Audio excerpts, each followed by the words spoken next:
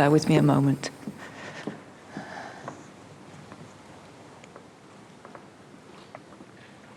Yeah, I've got him.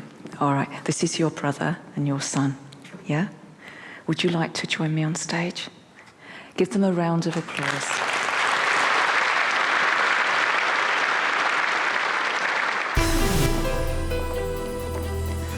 And if I can borrow a piece of jewellery, that's lovely. Thank you. Okay, God bless. Okay, I've got him. I've got him, and he's very, very emotional, spirit world side. He's saying that his death is still unresolved. Does that make sense to you? Okay. Now, he's showing me a lot of blood, okay?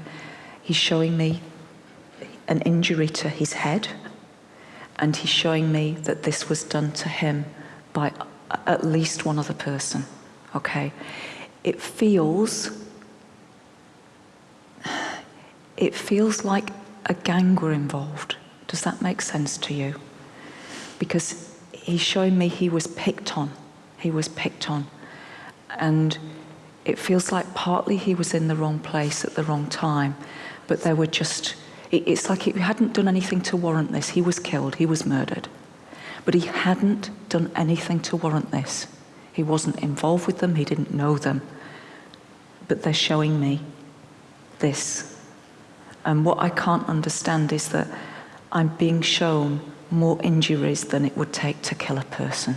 And that's why I've got all this emotion. You would have had to be in a blind rage to do this to your son. Does that make sense to you?